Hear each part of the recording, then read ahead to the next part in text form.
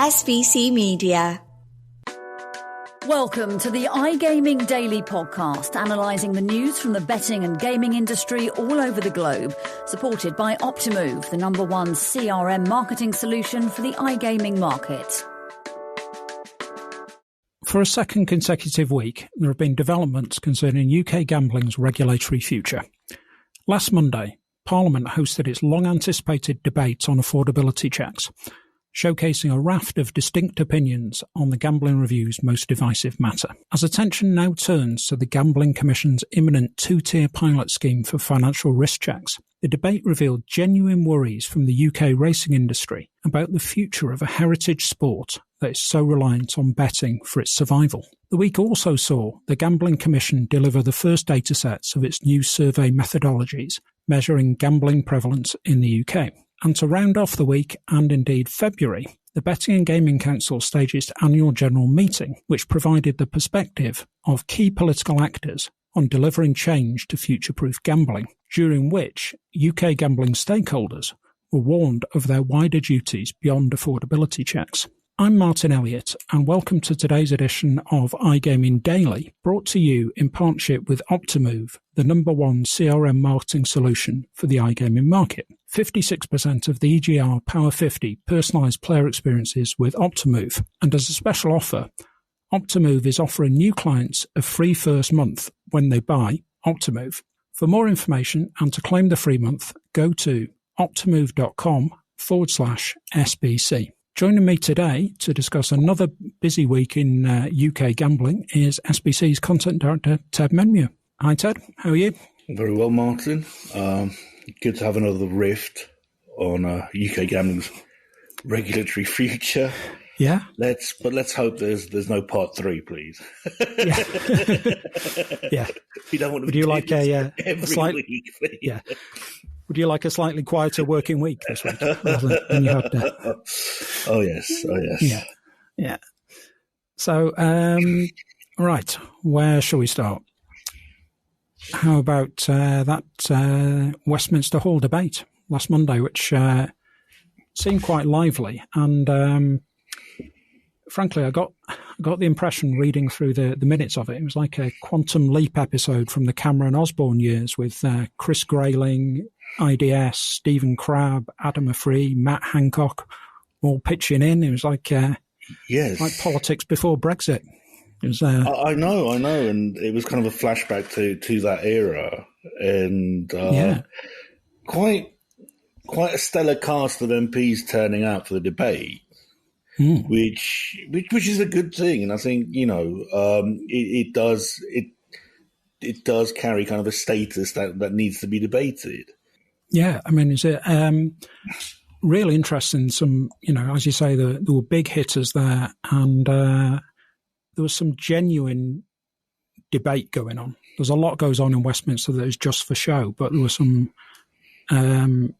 pretty strong disagreements going on. There was some from, they range from let's not have affordability checks at the one end to, an accusation that the gambling industry was trying to use the future of racing to leverage out the affordability checks because it suited them.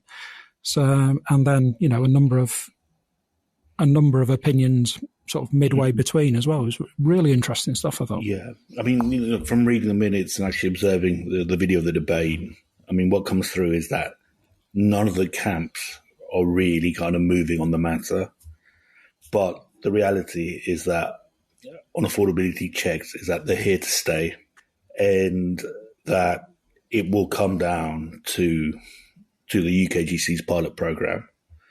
And I think, writing last week, I think that we have reached a key pillar or a key platform that is going to kind of oversee the future of UK gambling. And there's a lot riding on these tests, on this pilot program, because I just don't think it's about affordability checks in itself. I also think that it's the kind of foundation of where they will base all the kind of regulatory elements of the preceding consultations. So this is It's big for the UK Gambling Commission, but it's big for all the parties involved. Yeah, I think it's going to be fascinating to see whether these affordability checks work in practice. In theory, it's been quite well thought out. There's a lot of preparation gone into this, but I still think there are some practical issues they've got to sort out. And I do fear that racing could be a bit of a casualty on this, because racing depends almost entirely on the gambling industry for its income and its survival, because most of its sponsorship comes from there, and then there's the levy that helps to fund it as well. And traditionally, the big bets, the big action in betting in the UK has been on racing. So, they're going to have a greater number of people who are horse racing bettors will be affected, or a greater proportion of horse racing bettors will be affected by these, I think, than, say, football bettors or tennis bettors. So, there is definitely a big risk for the racing industry if these don't work as smoothly as the Gambling Commission hope they do. Yeah, I mean, this is one of the things about the debate, in that it did come through that there is a genuine concern for racing, but it's also, I think the thinking here is, how do you kind of govern racing and govern kind of its interplay and relationship with UK gambling, and can it get to a better place, or can it rely less on betting? And again, also the importance of UK racing to rural constituencies. Yeah. So you saw so many MPs like Matt Hancock come out.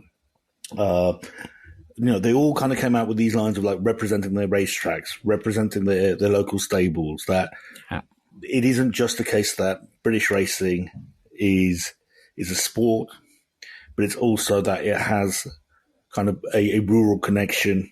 It has values that are for the heritage of the UK. It's got a cultural aspect to it. And they really don't want to lose that. And it would be harmful to the UK on the whole, and a detriment if racing takes an impact. And again, this is where it comes down to how well can these affordability checks be implemented, and how intrusive they will be. Yeah, I think so. I mean, the other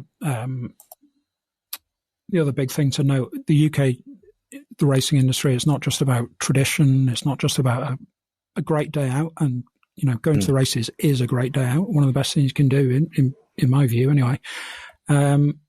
It's a huge employer in rural economies where farming jobs don't pay that well, and so on these days. The hunts have, to all intents and purposes, gone.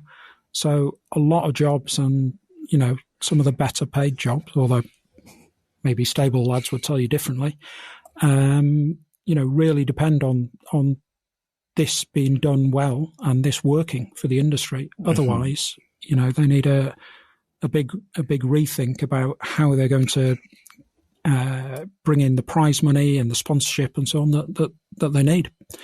So, but there is a regret here for everyone involved, is that we're now in year 4, and I think that this has been, or last week was the deepest debate we've had on regulating UK gambling, but also its cause and effect on stakeholders, and one of them being UK racing.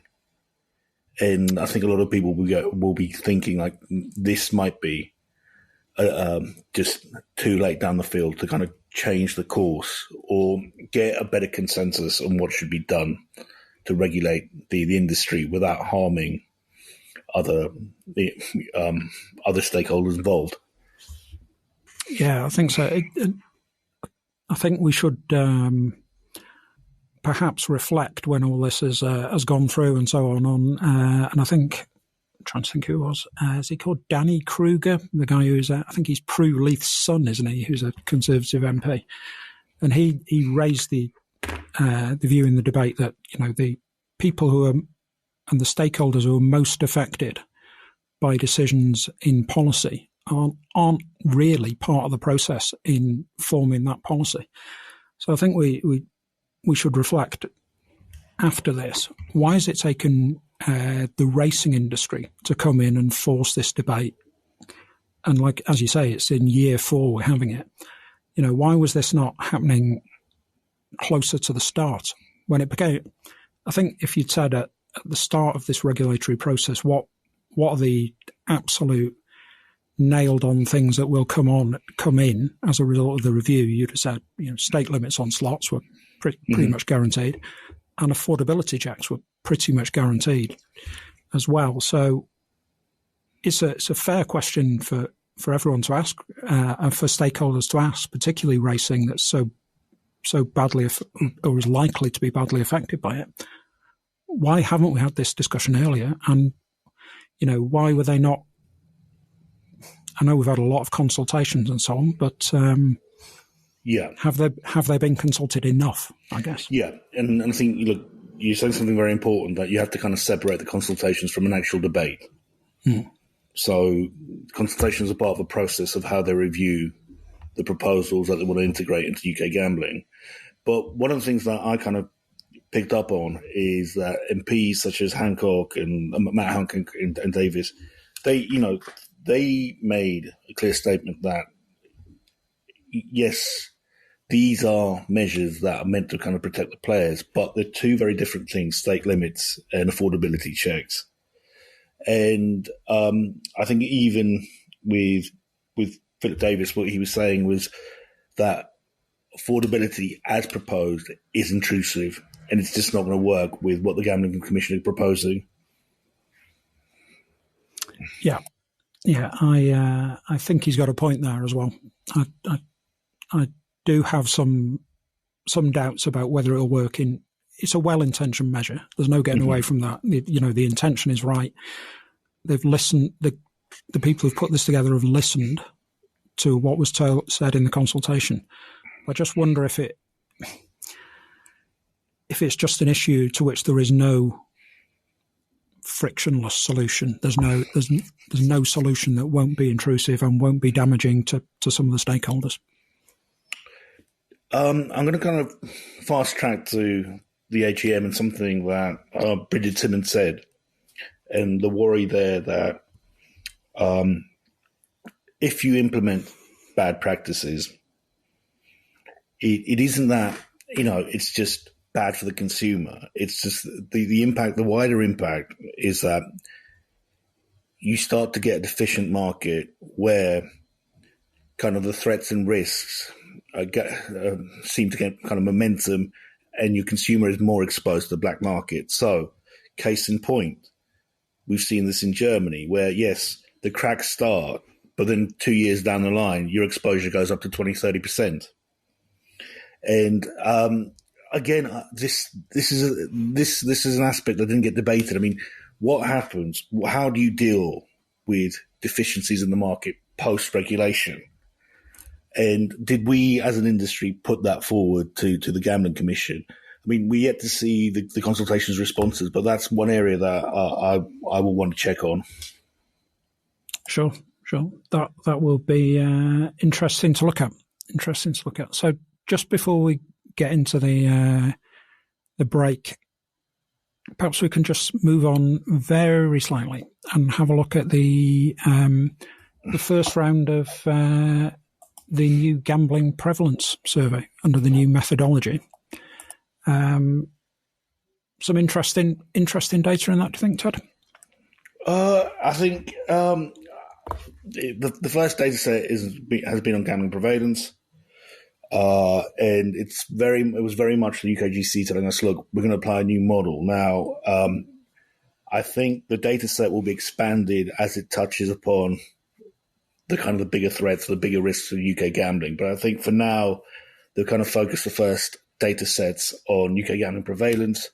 And actually, there's not much to kind of take away from there that hasn't been previously reported on UK gambling participation amongst adults. Yeah. I mean, one thing which struck me a little bit was that retail is, or in-person gambling is so strong.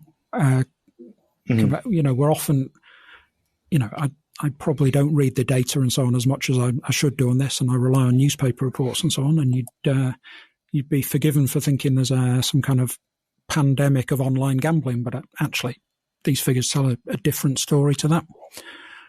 What I was most taken about was the question, reasons for gambling, which some of it was 86% of people said they did it to win big money. So I would suggest 85.5% of people are quite disappointed when they're with their gambling.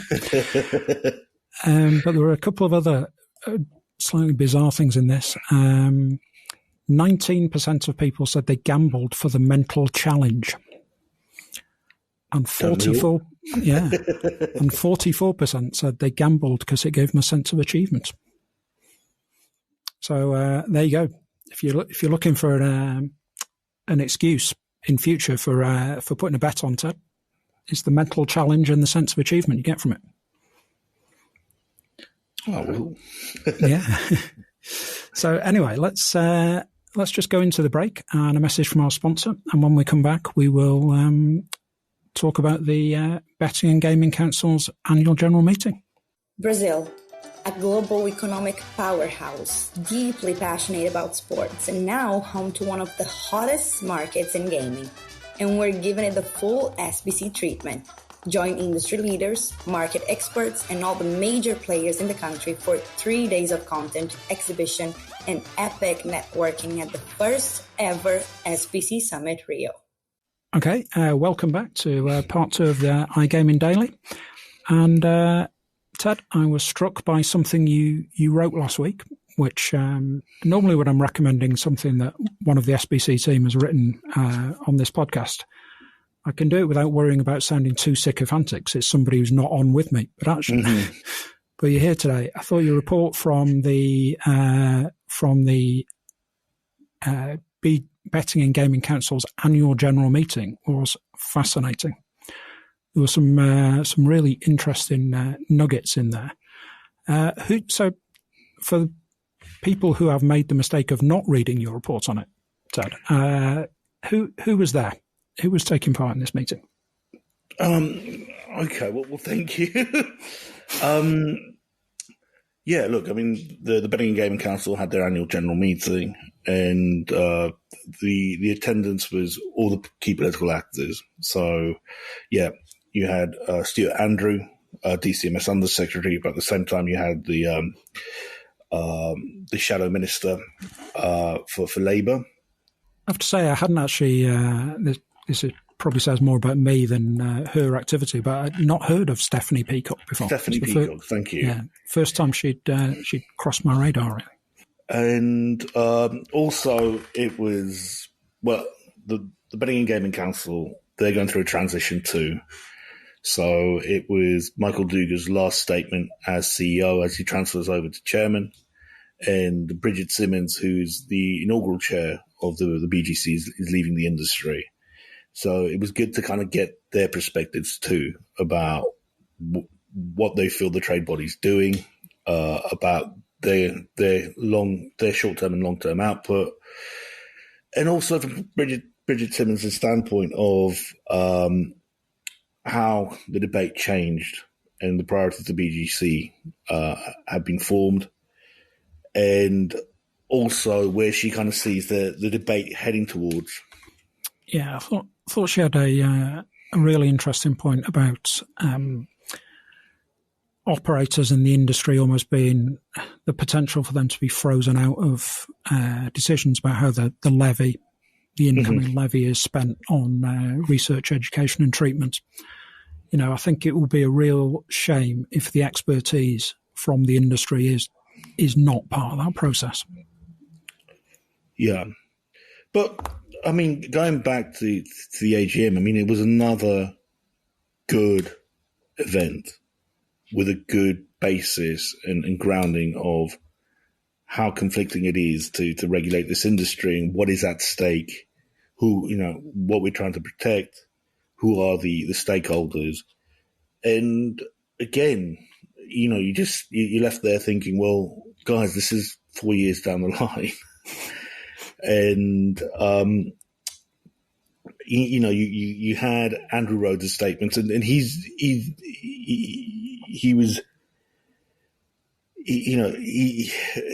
underscored that, look, throughout he's reached the third year of his tenure as CEO, and at no point, if you look back since the UKGC was established in 2005, there's never been kind of any detriment to growth.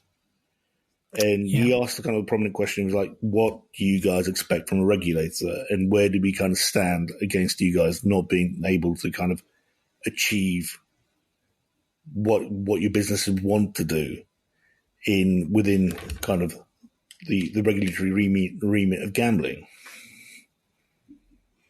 Yeah, I think he, looking through your report on this, he raised some interesting, some pertinent points, really, about how things like return to player has dropped across a number of products, but profits have still carried on going up. So what does that mean? What can the industry really expect the regulator to do, or what do they expect a regulatory regime to give them? Which is an interesting point. And another thing I thought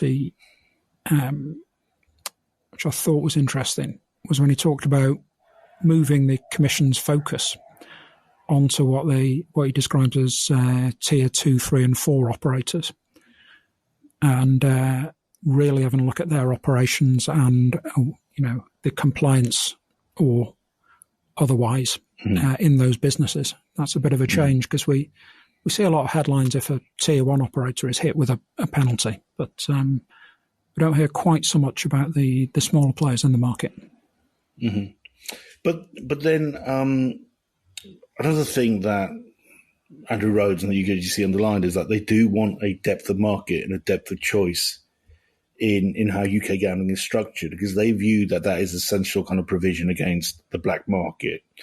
That if you're a consumer, you've got quite a vast number of operators that you can choose from, that they have some innovations to put forward to you, and that, your offer isn't just, here's a bonus, sign up, and you can play on 7 regulated sites, as we've seen in other European markets. Sure. I mean, that's... I think there's some sense to that approach, isn't there? Although every time you tighten regulation, it does benefit the bigger players, I think. It does become more difficult for those without the funds and the infrastructure to employ more compliance staff and so on to fit in with it. But there's actually a thinking here, and I was speaking to a number of attendees at the AGM, and they said, look, actually, if you are a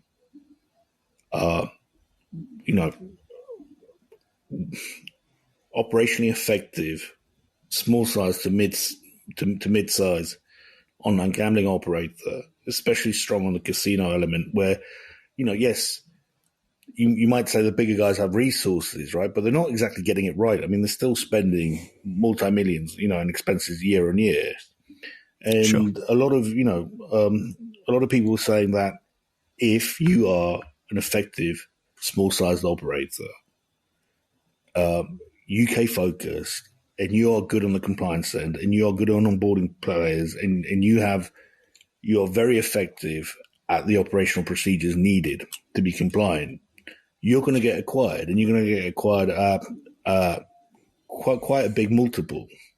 So it isn't like just compliance is just going to kill the market. I think now it's about the adaptability of the operators, right, and who's kind of standing in the next 3 years. Yeah, I guess that if you use that sort of thinking as well, it still opens up the floor for what you might call a specialist operator, somebody who can carve out a genuine niche, whether that be taking on the high rollers, or specialising in American sports, or just being a pure play live casino, or whatever it might be, the market will provide an opportunity if you do it well, I guess, is the outcome of that thinking, which is great news for players, because while the tier one operators do a really good job for a recreational punter, someone like me who just wants to stick a few quid on the football and the occasional big race or whatever, if you are a bit of a more considered player, you have a particular specialism in mind, the tier ones don't always really meet those needs, looking at it purely from a player's point of view. Yeah. Okay. One other thing that interested me was the aforementioned Stephanie Peacock turning up at the meeting. Did she give any hints as to what Labour's thinking about this might be? Because, there's an opinion poll out today, which if you put it into the UK polling report model, says that Labour are going to get 454 seats at the next election. Yeah. So let's say they have a good chance of forming the government. So what they think on this is quite important. So, yes, look, good on the BGC to get the shadow minister's views. Yeah. And as Stephanie Peacock said, look, there is kind of consensus across political ranks on that gambling needs reforms. One thing that she underlined is that any reform that Labour do on a high-risk sector is pulled back against the UK consumer living through a period of high inflation and a cost of living crisis. And she mentioned that twice in the speech, that, look, you guys are going to get regulated, but our thinking is always about, is it fair on what the consumer is going through and what the consumer is living? Talking about a fair market, she did raise the point that Labour believes it's unfair that the National Lottery has been left out of safer gambling duties, and that they need to be involved. Yeah, I thought that was interesting, because that's been missing from this conversation for quite some time, really, hasn't it? And I know that a number of people I speak to in the operators are quite annoyed about that the National Lottery can get away with things that apply huge costs to them, and people really hate people in the industry. A lot of them hate those adverts, the lottery, where they can say, "Come on, you can change your life if you gamble with us," obviously, everyone else is highly regulated what they can and can't say in their adverts. But the safer gambling provisions is a more important point than that, I guess. But I thought it's a positive, quite encouraging that they've thought about that, where the current government hasn't. But, so, any conclusion you wanted to reach from the BGC meeting, or? Look,